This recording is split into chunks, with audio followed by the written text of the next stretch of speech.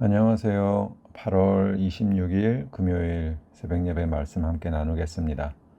함께 나누실 말씀은 창세기 14장 17절에서 24절까지 말씀입니다.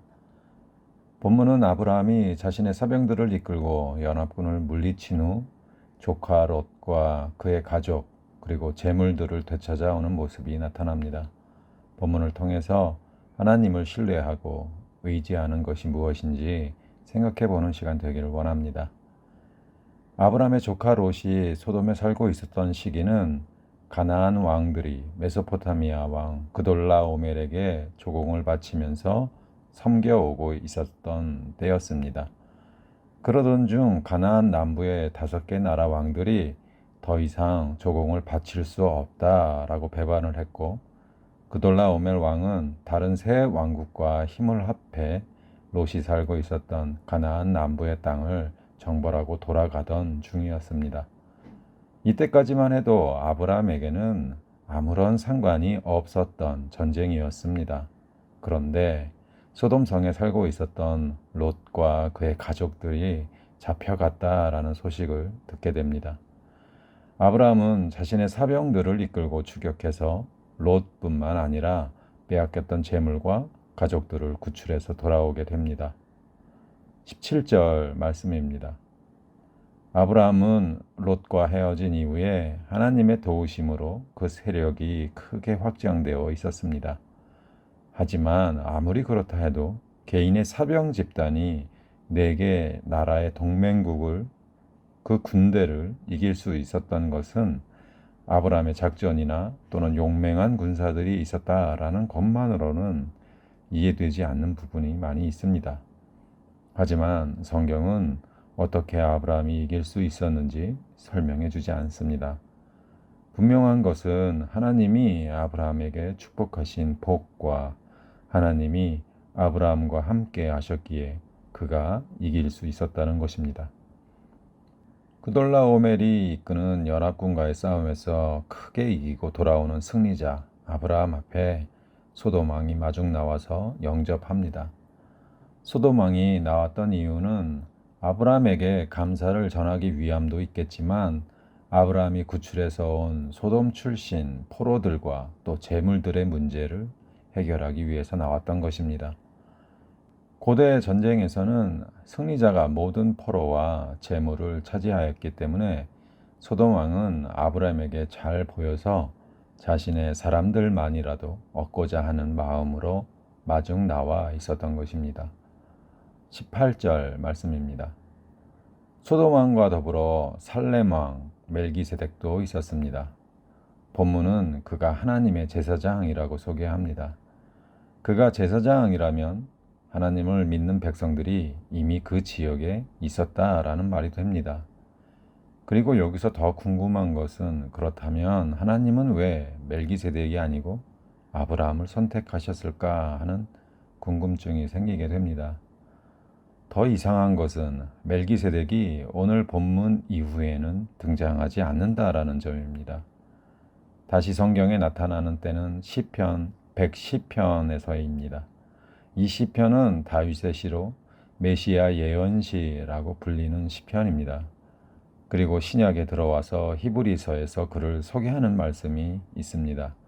히브리서 7장에 그를 소개하는 말씀이 있는데, 3절 말씀에 보면 아버지도 없고 어머니도 없고 족보도 없고 시작하는 날도 없고 생명의 끝도 없어 하나님의 아들과 닮아서 항상 제사장으로 있느니라 말씀합니다. 그는 의와 평강으로 지칭되는 살렘의 왕이었습니다. 그와 동시에 그는 하나님의 제사장이었습니다. 그런데 히브리서에서 소개하기를 그는 아버지도 없고 어머니도 없고 시작도 끝도 없어서 항상 제사장으로 있다 말씀합니다. 시작도 끝도 없고 영원한 대제사장의 일을 맡아보는 분은 성경에서 오직 예수 그리스도밖에 없습니다. 그러니까 멜기세덱은 예수 그리스도를 예표하는 당시 순수하고 올바른 신앙을 가진 가나안의 왕이었다라는 것 외에는 성경은 더 이상 아무것도 알려주지 않습니다. 19절 말씀입니다. 살렘왕 멜기세덱은 아브라함이 얻은 승리가 하나님의 은혜였음을 확인시켜 줍니다. 또 아브라함을 위하여 하나님께 복을 빌었습니다. 축복하는 사람은 언제나 축복받는 사람보다 더 높은 위치에 있는 사람이기 때문에 멜기세덱이 왕으로서 또 하나님의 제사장으로서 아브라함을 위하여 복을 빌면서 전쟁의 승리가 하나님의 도우심으로 있게 되었다라는 것을 알려주는 동시에 이 사실을 아브라함이 인정하고 또 믿음으로 받아들일 수 있도록 인도해 주고 있는 것입니다. 어쩌면 어깨가 으쓱해지고 충분히 교만해질 수 있는 부분에서 아브라함에게 이 모든 것은 천지의 창조자시고 동시에 역사의 주관자이신 하나님의 은혜라는 것을 가르쳐 주는 것입니다. 20절 말씀입니다. 아브라함은 멜기세덱의 축복 기도를 듣고 전쟁에서 얻은 재물의 10분의 1을 멜기세덱에게 주었습니다. 아브라함의 이 모습은 멜기세덱의 제사장 직분을 인정하는 것이고 또 승리를 주신 하나님께 감사를 돌리는 모습입니다. 여기서 나타나는 11조가 성경에서 나오는 최초의 11조의 모습입니다. 11조가 어떤 분들에게는 참 어려운 일이고 또 이런 이야기를 듣기 힘든 분들도 있을 수 있습니다. 아브라함도 어떤 형식에 매여서 한 것은 아니었습니다. 전쟁의 승리 그 가운데 하나님이 함께 해 주셨기 때문에 하나님의 은혜를 입은 자가 행하는 그런 자발적인 감사의 표시였습니다. 이처럼 10분의 1을 드리는 것이 중요한 것이 아니라 그 안에 감사함이 있느냐 없느냐가 더 중요한 것임을 오늘 본문에서 보게 됩니다. 21절에서 24절 말씀입니다. 고대 사회에서는 승자가 모든 것을 독식하던 그런 시대였습니다. 그래서 소돔 왕은 아브라함이 얻은 전리품을 그의 소유로 인정하였습니다. 다만 자신의 백성들은 자신에게 보내달라고 아브라함에게 요청하는 것입니다.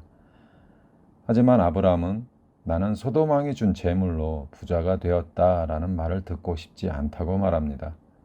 신을 매는 끈 하나뿐만이 아니라 지로라기 하나도 가져가지 않을 것이라고 말합니다. 단지 병사들이 먹은 것과 나와 동행한 사람들의 목만 가져가겠다 말하고 있습니다. 아브라함의 이러한 행동은 그의 말에서 알 수 있듯이 나는 오직 하나님께서 복 주신 사람이라는 말만 원한다라는 뜻이었습니다. 사실 소돔 왕은 악한 왕이었습니다.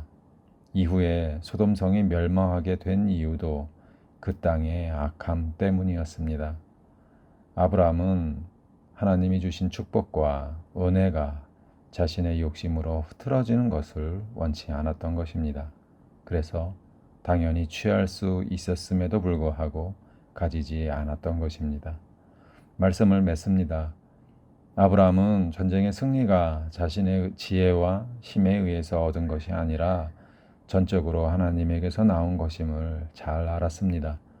그래서 멜기세덱에게 11조를 드렸고 또 많은 재물과 백성들을 가지지 않았습니다. 이런 아브라함의 모습은 천지의 주제이시고 지극히 높으신 하나님만 온전히 신뢰하고 의지하는 아브라함의 믿음의 모습을 보게 합니다. 우리 또한 하나님을 신뢰하고 의지하는 우리 모두가 되기를 소망합니다. 기도하겠습니다. 하나님 감사합니다. 우리의 삶 가운데서 전적인 하나님의 은혜가 있음을 고백합니다. 그 은혜와 인도하심으로 우리는 믿음의 자녀답게 살아갈 수 있는 힘을 얻사오니 오늘도 하나님을 신뢰하고 의지하는 우리 모든 성도들 다 되게 하옵소서. 감사드리며 예수 그리스도 이름으로 기도했습니다. 아멘. 오늘도 좋은 하루 되시고 감사 넘치는 하루 되시길 바랍니다. 감사합니다.